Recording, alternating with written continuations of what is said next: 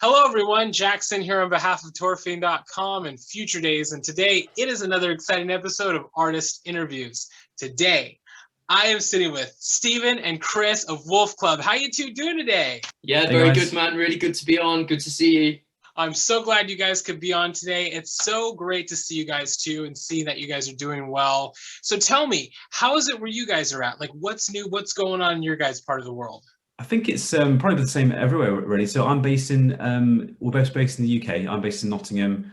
Chris kind of fluctuates between here and Greece. So yeah, lockdown's been tough, all that kind of stuff. But, but on a personal sort of level, it's been kind of, mostly okay for both of us for the most part. Yeah, for sure. It's been, like we said a lot, it's been really nice having music in our lives at this time. We feel really lucky to be able to, to keep going with that. And if anything, it's like helped our productivity in that sense. There's definitely been challenges surrounding that, but just trying to make the most out of it and try and take something positive out of this, pretty dismal situation. Yeah, I think for a lot of us, for a lot of people out there, I think that we're trying, you know how the old saying goes, we have lemons, make lemonade. It's like we're making the best of the situation. I think a lot of people are finding their creativity, and a lot of creatives who are creative before this, they're really getting into that groove right now, preparing, getting ready, getting their art, getting their music out, making, polishing it all. Because I think for a lot of us, we're kind of like going through, thinking through our heads, hey, when this all comes back, like we're going to be ready. Yeah, for sure. That's definitely the way we've gone about it. And I think, although on the flip side of that, sometimes when I've not been able to do anything for a couple of days for whatever, because we've been locked down or whatever, and then I sit at the microphone and then I can't get anything. Sometimes there's a little bit of pressure, just like, oh God, I need to get something out. But then I might go back to my guitar or go back to a piano or whatever and try and just get something out. But yeah, you make a bit of lemonade. I guess we've made a lot of lemonade, but absolutely. Yeah, well, one good thing is, I suppose, we kind of, when you do hit those sort of creative lulls, it's good to kind of bounce off each other. So I might be struggling with like something, so I can send it across to Chris, and he can, send me an idea about where to take the song, or send me like a little bit of a scratch of melody or something, and I can build a track around that, or vice versa. So I think having that sort of toing and froing kind of helps to kind of drive you to be more creative. I think on a personal note, if it was just me by myself trying to write, I think I'd really struggle. But having something like a springboard to kind of, go against really helps for me. Well, you two are two parts of a whole, and you have those two minds to bounce those ideas off of. And I think that's really great because, you get that different perspective, that different side of it. For me to you guys, your guys' sound, wow. You know what I mean? I absolutely love your guys' music. I'm a huge fan. And I got to say, between the two of you guys have really found such a great way to get this all out, to be creative. Yeah, thanks. It's, what, we've known each other a really long time. And I think having written with other people as well, we're just like really honest with each other as well. So if I've written something rubbish, even if I think it's good, I know Steve's opinion is as good as anyone's, and we'll be honest and we'll bounce off each other. And if we need to bin a project, we'll bin a project for a bit. And yeah, it's a good, healthy process that I really enjoy. Yeah, you're completely right. It's a funny thing, really. I'll often come with something, like create a track that I think might be the best thing ever, then Chris will say, no, it's not. And but I like that honesty, but also kind of helps me to go back to it, maybe review it, make it a little bit better. And then often, strangely, we can often have a track that we kind of go back and forth on, that we might think initially isn't very good, and then just a month later, for some reason, you just have a re-listen to it, and there's something about it that you kind of think, actually, I think we kind of made a mistake on that, and it is something that's worth working on further and developing. Well, yeah, when you guys are writing, I'm sure you have those moments where one of you is really gonna enjoy what they're cranking out. The other one's gonna be going, I don't know, maybe we can tweak that. And then sometimes you guys might shelve something, and come back to it later on and go, you know what, this is actually really, really good. Maybe let's bring it out, let's dust it off and work on it a little bit more and put it out. But and that's the beauty of the creative and writing process, is that nothing that you ever create is ever truly finished, really, because you're kind of constantly working on it and finding new ways to tweak things. And that's what I think is really amazing about a writing process. Yeah, it's like it's always like a work in progress, isn't it? Like you say, and having all these like ideas and different ways to work on them, it kind of like Chris said earlier, having different methods of writing. So Chris often says that he'll go back to a guitar or a piano. I think that kind of like really works for things. And like I said, in terms of like looking at old ideas, we often go back for like a back catalogue of, you know, songs we might have written 10 years ago that could, you know, could be sort of readjusted to work with the sort of like current sound that we have. So I do enjoy doing that, but I guess occasionally it's good just to kind of scrap everything that you've done before and kind of push for something new. But yeah, having those like backlog of ideas is always really useful. You can always pull out that inspiration, you know, and kind of apply it to something new that you want to create, which I think is really, really great. So today we're going to ask you guys a couple of questions and see where it goes from here. You guys ready to get into it? I'm ready. We're ready. What are 3 of your most memorable moments from a musical career together? I think we've had a few, but like when I look back at like the first like really memorable moments, I think one of them was our first ever radio play. In the UK, we have something called BBC Introducing, which is like showcases like up and coming bands, and the way they contact you to tell you being played is by text.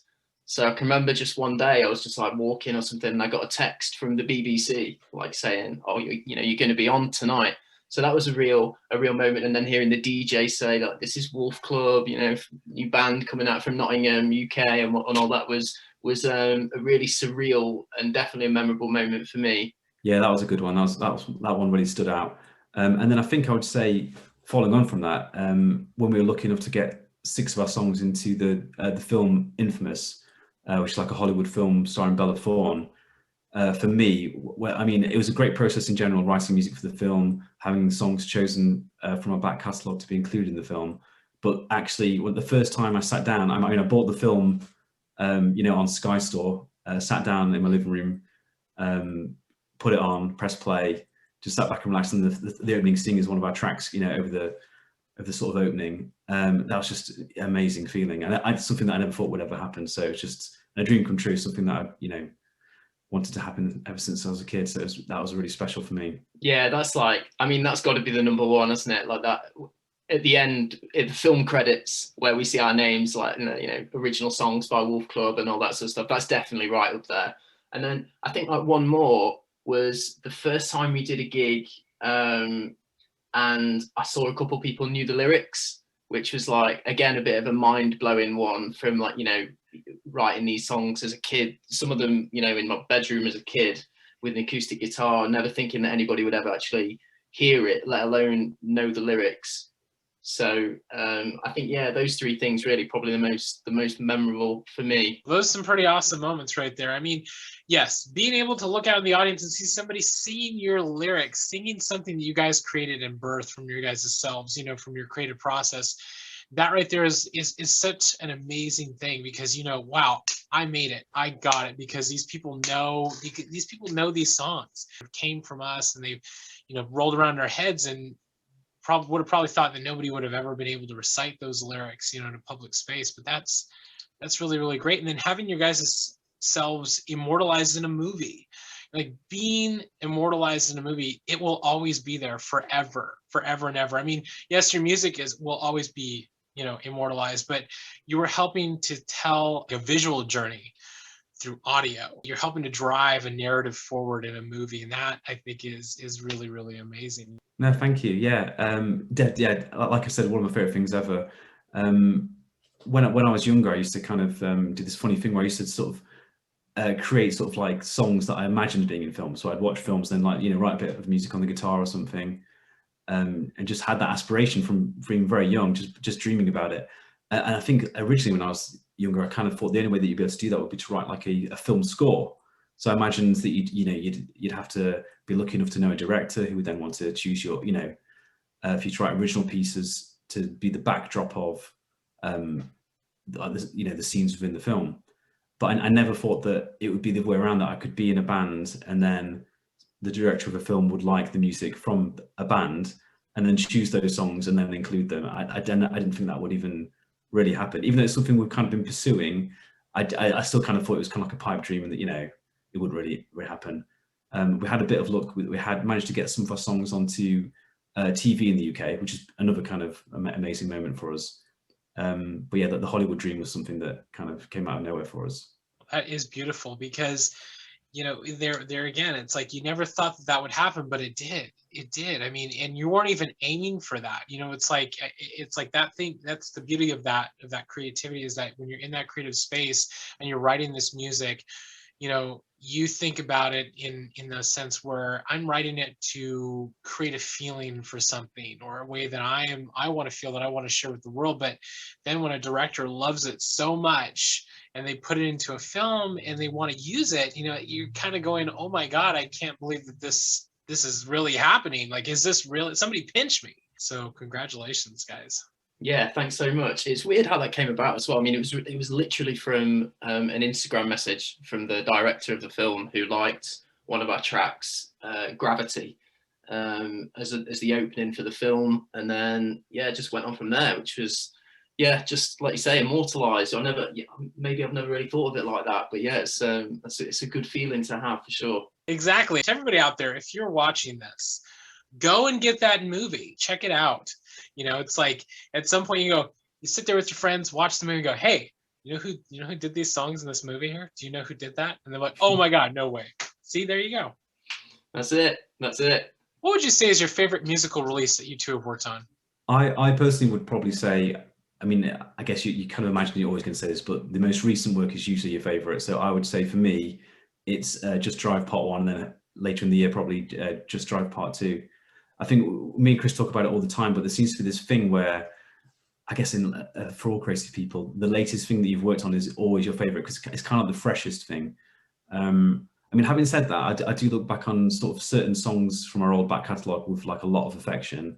So songs like Infinity for me has always got like a you know, real special place in my heart, because of like the themes that it was about, and how the song turned out when we had the vocal from Dora and all these different elements. So there's definitely songs from the back catalogue that would be up there, but for me as a whole, as an album, I'd say the new one that we've just released. Yeah, I think I'd probably echo that. I do have a real soft spot for our album Runaways, that was previous to Just Drive Part 1. A lot of that, to be honest, is due to the film and writing tracks for the film that ended up in the album. But yeah, Just Drive Part 1. I really love Part 2. I'm really excited to, I mean, it's pretty much finished already, but really excited to get that out of there as well. Well, you know what? I gotta say, you guys' newest release, Just Drive Part 1, it is a melodic journey. It really is. For me, you know, listening to it from start to finish, it's like you really get a sense of where you guys are heading. You know what I mean? You really do. You guys have, you know, from your earlier stuff to where you are now, there's this progression. You're like driving in an upward motion. You know what I mean? You guys are like constantly, like, to me, you guys are constantly impressing with every new release you guys put out. And this one is like another layer to the sound that is you guys, that is inherently you guys. I mean, each track on the album, as you pour through it, it's like emotion, it's feeling, it's that inescapable, feeling of, I have to deal with these things that I'm feeling inside, and it's triggering something inside of me. Feeling optimistic, you know, and then of course, you know, feeling dark tones and light tones. It's all over the place, and I really love that. Yeah, thank you so much. That's you kind of really hit the nail on the head there of what we were trying to go for. I think we do kind of, I mean, this is the attempt. I don't know if we always achieve it, but we kind of try to write songs that are kind of like anthemic, sort of euphoric, kind of like, you know, anthems that will kind of lift you up and, you know, make you feel kind of these different kind of conflicting emotions. So, and we have talked about it a lot, about how we do try and have this kind of like, it's almost like a melancholic kind of feeling to it, that it's kind of, you know, it's nostalgic, but it's kind of driving forward. It's kind of making you a little bit happy, but a little bit sad at the same time. So you have these kind of conflicting kind of feelings about it. So that is something we really try to kind of achieve. So having you say that, it does mean a lot to us. So I do appreciate it. Well, thank you. I mean, you know, it really is like a roller coaster of feelings and sound. You know, when you go from Just Drive all the way to Famous, it's like that, all of that is encompassing the highs, the lows, you know, the mids. Everything is where it's supposed to be. And to everybody out there, if you listen to this album from start to finish, I know I say this a lot in these interviews, and I always say you go on a journey. I mean, there are albums that when you listen to it, you really do feel like you're on a on an emotional roller coaster in a way. And that's what this album does to me personally. It makes me feel like I'm on a bit of an emotional roller coaster because it hits all those areas. It was really punchy in a lot of areas. And I mean, you guys have this keen eye and attention to detail when you guys put out your writing. Yeah, thanks. I think some of it, and I love that idea that it's like somewhere between like loss and hope, and that grey area in between that. Sometimes we hit either side of that. I think a lot of it comes from like both me and Steve, like those sort of late 90s, early 2000s bands like Pumpkins and when Deftones were big, and that trying to find that sort of middle ground between that, like, oh God, what am I listening to here? This is absolutely breaking my heart, to like even within the same song sometimes like this euphoric moment within it.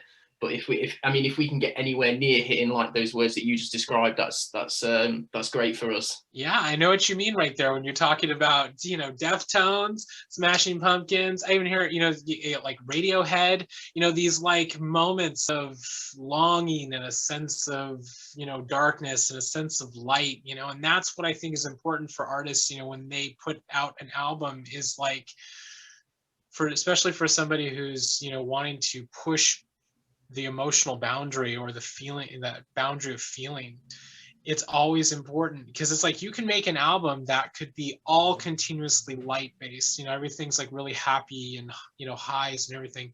But I think when you are able to trigger an emotion that goes up and down and all over the place, it really helps to ground that listener in their own reality. Yeah, thank you. Yeah, you know what, you've spotted something there that is really interesting, the Radiohead reference, because the album The Bends, you know, like High and Dry and Fake Plastic Trees, for some of the tracks on this album and the next couple that we're kind of writing at the moment, one of my briefs that I kind of set for myself in terms of what I wanted to achieve was like Radiohead mixed with Electric Youth. So the synthesizers of like Electric Youth as the bass, and then melodically kind of this kind of like heartbreaking, really sort of like you know, passionate sort of vocal on top of it with this like, that kind of guitar work. So yeah, good spot there, because that's exactly kind of what we were going for. And you guys have really done that, and plus you got a lot of sexy sax in there, so I love that. I was a fan of that. You know, you can never go wrong with a little bit of sexy sax.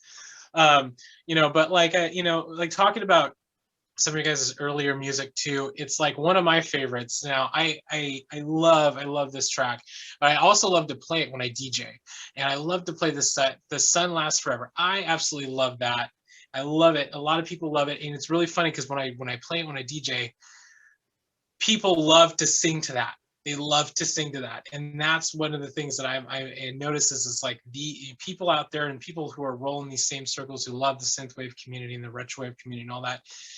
They know your guys' lyrics. They know like right off the bat who you guys are, what you guys are doing, and they know that, hey, this is Wolf Club. You know what? That's a really good example of what we spoke about earlier, that track, because when I wrote the vocal line to that and sent it to Steve originally, I was like, I'm not really sure about it. I don't really, I think it's okay. What do you think? Blah, blah. And then Steve like came back to me pretty much straight away and said, no, this is gold. Like, keep going with this. And then we went a bit back and forth, and I still, you know what, even when we released it, I wasn't that sure of it. But yeah, a lot of people I speak to, that's one of their favorite tracks. So yeah, really interesting. Yeah, I really like that one. I think I just like on that whole album, it's kind of a different kind of style to a lot of the other songs that feature on it. So it's kind of got this like bounce to it that I kind of really appreciate. And I kind of, when we were putting the album together, I didn't know really where to situate it. I knew I wanted it to be on the album, but as we've just driven all the other records, we have these bunches of songs, but it's always interesting to try and structure it. And it's possibly one of the most important things you can do, is just to kind of like make sure that everything kind of hits where it needs to hit.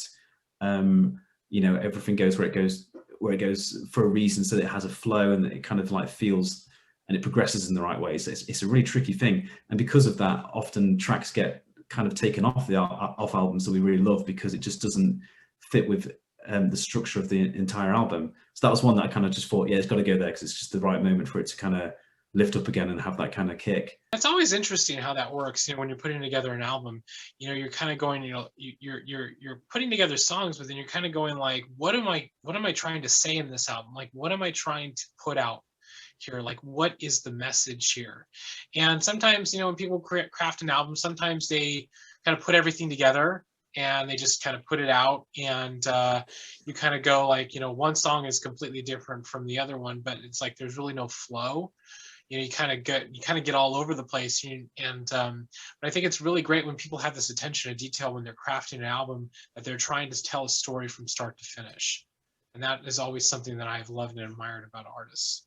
Yeah, that's a good point. I think, yeah, for this latest album in particular, I mean, we kind of always had this kind of concept which we ran through. So with the last 3 records that we released with NewRetroWave, which were Infinity, Frontiers, and Runaways, I always like the idea of having it as each album is kind of like a soundtrack to an imagined film. It's something that I've always kind of like played with, that idea. So we had that for those 3, which kind of fit like into a nice little trilogy. And then for this latest record, I think we kind of pushed that even further and really tried to make it sort of cinematic, even down to the artwork. I think is kind of could be a scene within a film, taken out like a photo, even though it's an artwork that's been created and rendered. It kind of looks like a photoreal kind of like image. And yeah, so we kind of like to do that, which is one of the reasons we like to use different vocalists, because each song has a different kind of feel.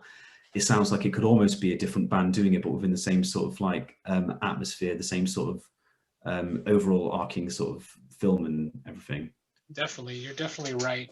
And of course, you guys put out that little video. Is it that little 24-second video you guys had on your social media? And like watching that, I kind of going like, hey, well, I'm getting a really good sense of what you guys are talking about. Yeah, I mean, we've always been a massive fan of the visuals anyway, and I think with the retrowave synthwave scene, it's really important anyway. But even before we were doing, we were in that scene, we've always been a massive fan of marrying the visuals with the music, and that's something NewRetroWave, our label, are really, really good with us. They give us a bit of a license to just sort of go and try and find amazing artists that we can use, but also they actively do that themselves as well, and it's a really good collaboration we have with them. It's definitely right. I mean, you are marrying that visual aesthetic with the sound aesthetic, and I think that's really, really great, because it's like when you're telling a story, throughout your career, it's like that visual aid helps people to understand what you're trying to say. It really does. And I always have mad respect for people who really kind of inject that melding of visuals and that visual and sound element, Yeah, definitely. Yeah, I mean, I remember when I was growing up as a kid, I used to go to like the record shops and buy CDs, and this was back in the day when you couldn't just stream anything or find it via those methods. So I'd kind of, and you couldn't even really listen to them in the shop because it'd be sealed, so you kind of have to like go through a genre of music, look at the front covers and kind of like imagine what it might sound like. So I mean, the amount of albums that I bought that weren't overly great just because the artwork was fantastic throughout the years, I spent thousands of pounds on trying to find something that I liked. And so that's always kind of been in my mind a little bit, is when it came to our sort of releases, that some people will just kind of like just see the artwork and go, I wonder what that sounds like, I wonder where that's going to go. Oh, that's intriguing. And also it kind of just, it demonstrates, if you paid that much attention to the visuals and that you've had a keen eye and sort of in a lot of instances kind of help create it or like describe the kind of images that you want, if you kind of have that attention to detail, I think people will notice and people will sort of steer sort of more towards those kind of those records, because it's just an immediate pull, isn't it? It's like a movie poster. A good movie poster will kind of bring you in, make you interested in the product, and then hopefully explore it. So it's kind of a similar sort of thing. Yeah, that art is so very important, especially when you are putting your content out. Artwork is a big thing because it's the first thing that grabs somebody.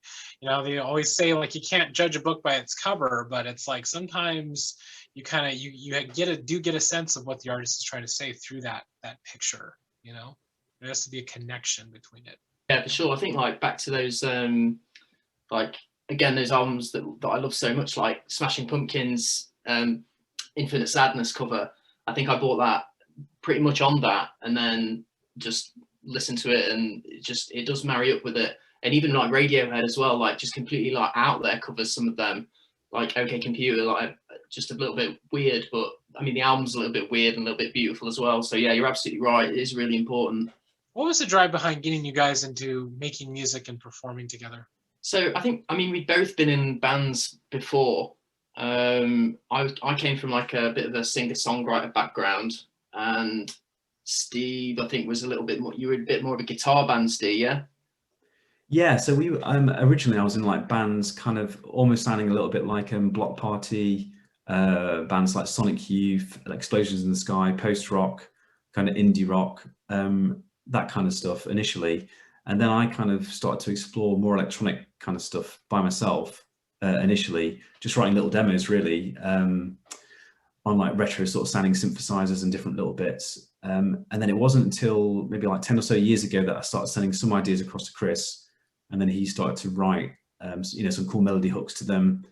And then we just kind of developed, tried different electronic sounds, went kind of a bit electro at some stages, quite dancey in others, then started to blend them together with some of the rock elements and pop elements as well, until it kind of found its way to be in, you know, the Retrowave sort of movement. But I've always kind of loved like Retrowave and synthwave and all that kind of stuff. It was like our current label, NewRetroWave, that was like my online home for years. I used to explore every single track that was uploaded on there for years. It's kind of how I used to find music. I just go on there and see what's the latest thing that was coming out that was on there. So it felt like something I wanted to explore more, and I'm glad we kind of like really took it all the way and just kind of exclusively started to use those kind of retro sort of sounding synthesizers, and yeah, and developed a sound that way. Yeah, and I think for me as well, just like going on a little bit from that, when we did start doing, I was really proud of like the stuff we made before, but I think when we did start doing the Retrowave stuff, it was the first time I like listened to it and was like, oh wow, like this is actually like, maybe this, we could maybe do something with this, rather than it being like a bit of a hobby. And not that it wasn't successful before, we did some amazing things before, but that was the first time I really liked it and really thought it was good. And I think, you know what, like when you write with someone, like the relationship me and Steve have when we write, it's just addictive. And you know, when Steve sends me a track that's like that I love, and I can write something to it, send it back, it's a really big high. And yeah, that's the drive behind it, really. Yeah, you know, and isn't it interesting how like this, you know, for a lot of people that I do talk to, it's like when I mention like retrowave or synthwave, they're either huge fans of it, they've heard of it, they have friends who know about it, you know, or they're kind of getting into it for the first time. But usually it's always a lot of the same thing. They always feel this immense love for it in some way. It triggers something inside of themselves. It triggers some emotion, some feeling, you know, something that they can connect with. And, you know, you kind of see that seeping into all facets of society now. It's like we have this love for things that have came before and building off of them, expanding, you know, pushing them to new boundaries. You know, and you guys, with your guys' sound, you guys have managed to, you know, incorporate those pop elements into it, incorporate that, you know, that little bit of, you know, alternative rock element to it, that, you know, post-punk element to it. You guys have managed to incorporate all these different little layers upon the retrowave aspect, and I think it lends itself to a broader thing. It's become more than what we had seen 10 years ago, you know, 10 plus years ago, when this all sort of started surfacing, if you will. I mean, you have these artists who are inherently creating music that was like really married to the 80s, you know, and it had like that movie score, like theme element to it. And now we see artists like you guys who are crafting this music that has broken out of that mold and really kind of resonates to a lot of different audiences who may not really, you know, maybe not really connect with how it was a decade ago, but can really find that love for what you guys have done. Oh, thank you. That, yeah, it means a lot to us. That is kind of exactly kind of what we wanted to do, really. I mean, I do love all the sort of synthwave bands that have gone before us, and without them, you know, we wouldn't be here. You do kind of take inspiration from what went before and try and build on it, just like they did. Like, you know, they would take inspiration, like say, from the old films and old video games, that sort of analog sort of, you know, synth sounds, and then create their own sort of like little instrumentals from it. And I love listening to those, but then I just thought if it's something that I was going to make, I wouldn't be happy with just having instrumentals, for, you know, for our sort of like vision of what we wanted to do. I mean, I guess because me and Chris love writing together so much that it would just be, it wouldn't really, I don't think it would really work. I think with our songs in particular, if you take off the vocal lines for them.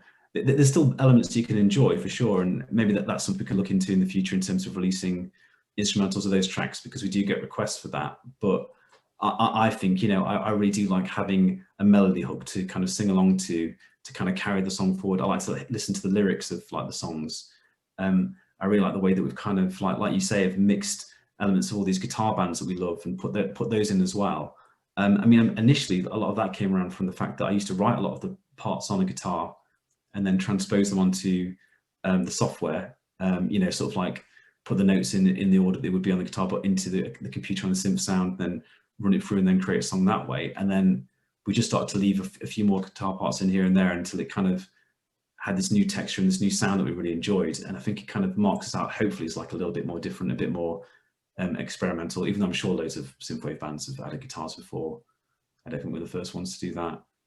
But they usually approach it from a more heavy rock kind of direction. Usually when you hear like a synthwave band who's got like guitars on, it's kind of like Dance with the Dead or you know, those kind of bands who have the affinity for the sort of like heavy metal stuff, which is great too, but it's not what we do.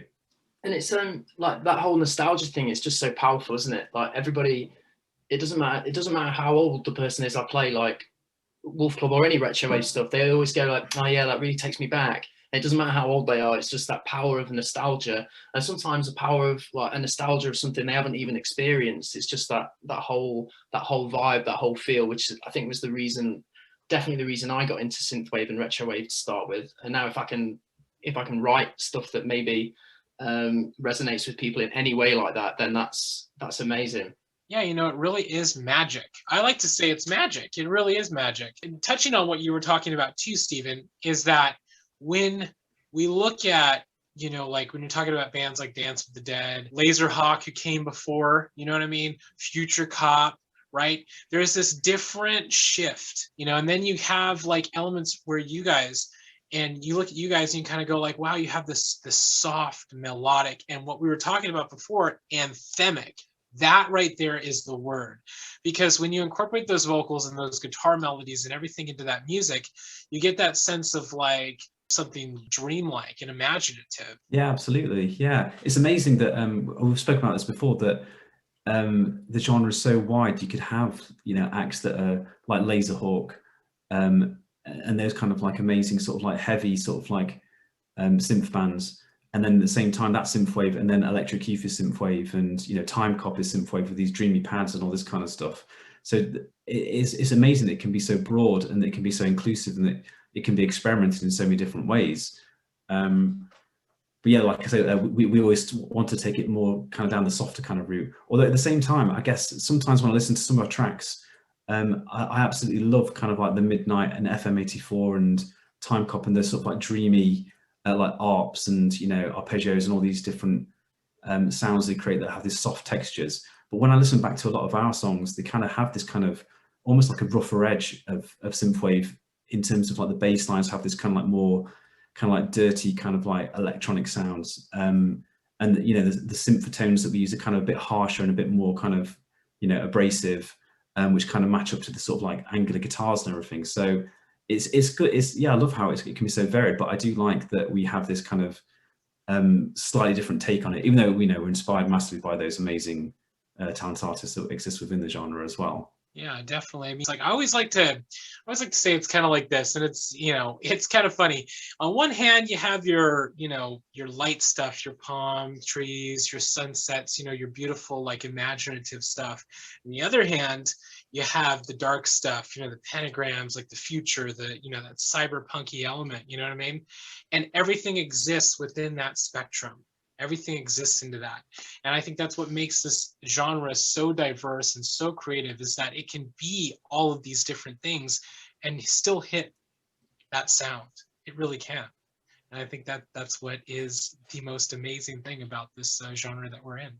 Yeah, for sure. It's incredible. Like exactly what you guys both just said. It's when you listen to Laserhawk and stuff, you just completely want to rock out. And then like you listen to like stuff like the Midnight FM84, is just like there's some, and even within those bands, there's like some harder stuff, some softer stuff. It's a really beautiful genre. I feel really lucky to sort of fallen into it a little bit, really. But it's still finding like new artists, like I mean, all the time that fall, and even one artist can spread across that entire genre. It's really cool. Definitely, definitely. And me personally, I love to live in both, because there are sometimes I feel like getting down and dirty, you know what I mean? Getting hard, you know, and then sometimes I feel like, oh, I need a little bit of softer stuff. I need somebody to hit me where it hurts, you know what I mean? I need somebody to hit me in that feeling. What are you two looking forward to accomplishing the most moving forward? I think you know, we've got our part 2 of our album coming out hopefully like late summer. But for me, you know, pre-pandemic, however long ago that was, we just sort of started playing a few like a few bigger live shows, and then obviously that stopped. So hopefully, I mean, whenever this could be, we'd like to, you know, I'm really looking forward to exploring a bigger live show in terms of what we offer on stage, but also you know, in different places, because we've only really played in the UK. So if we can get out to America, maybe Europe, wherever it may be, but just sort of exploring that is something I'm really looking forward to. Yeah, I agree with Chris. Touring or doing like more gigs would be amazing. Other things we'd like to achieve, I would love to get into some more films again. That would be just another, you know, another dream come true again. I know I've been lucky the first time. Hopefully we can get lucky again. Yeah, it's just such an amazing moment. And then hopefully maybe this time we get to see it at the cinema, because the last film was going to be in the cinema, but then obviously everything got shut down because of COVID. So yes, that would be another, you know, another dream come true if we could do that. I would love to see you guys come out here to Los Angeles. You know what I mean? Have you guys perform out here, because I think that would be amazing. And I have so many.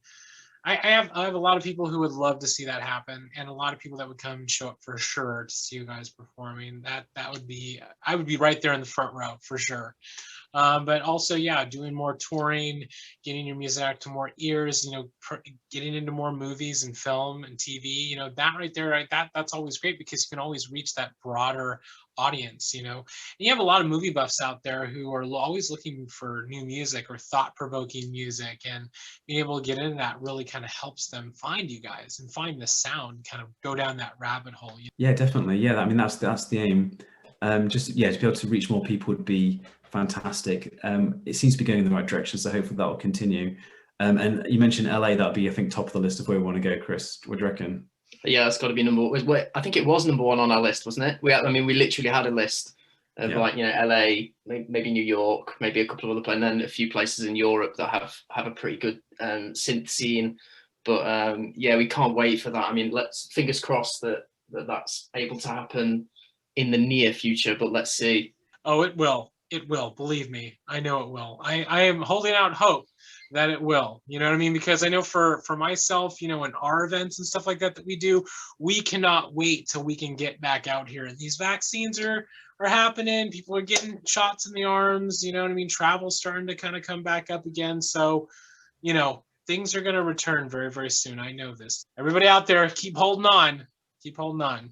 What positive message would you give your guys as fans out there? I think for me, just like, you know, keep going. Like, we've had times, like, definitely in the last 10 years, we've been pretty much doing this, even though as Wolf Club at the moment, only maybe like 4 or 5.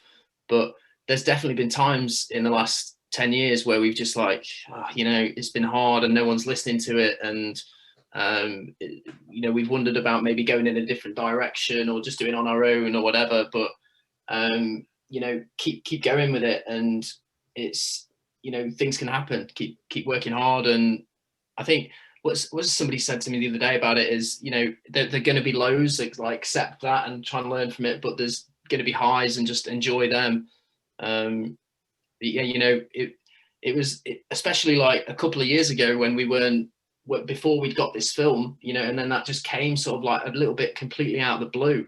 And yeah, it can happen. Yeah, definitely. And I think I mean, I know for myself, when I was writing music years and years ago without any sort of like following whatsoever, I still love the process. I still love doing it. And I think it's important to remember that sometimes it can feel like it's completely pointless if you don't have much of a following. But it's not pointless. It's great to be creative. It's great to kind of put the stuff out there.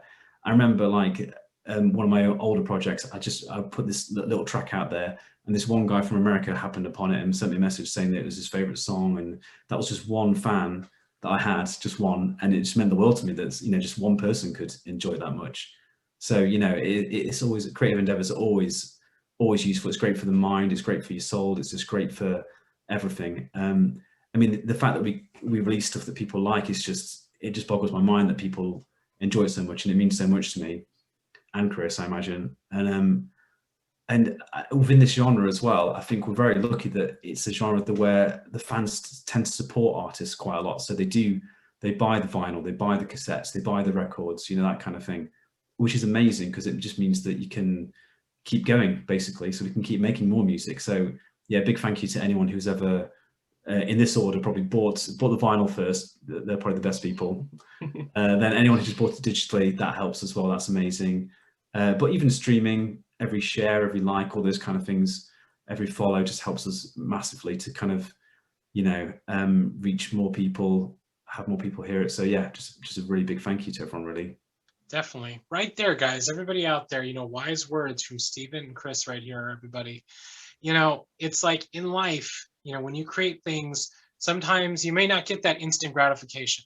It may not be right there right away, you know, but eventually somebody may listen to that. It might not be a week from then, it might not be a month from then, it might not even be a year from then, but somebody will listen to that. It will touch somebody in some way. So whatever you are doing, whatever you are creating, whatever you are building is important. Whatever you are doing is important. And you should always continue to be creative in any way that you can, because it's always a great outlet for our human nature, the things that we feel inside. And while it might not always be the success that we want in the moment, things do happen for a reason, and they are an important part of your life. And as you progress through life, when you look back at these moments that have happened and all of these little things that you have done, you will get a sense of, wow, I accomplished that. I did that. I helped somebody. I put my emotions onto paper, or I put my emotions into a song and I released it to the world, and I finally got to say the thing that I wanted to say.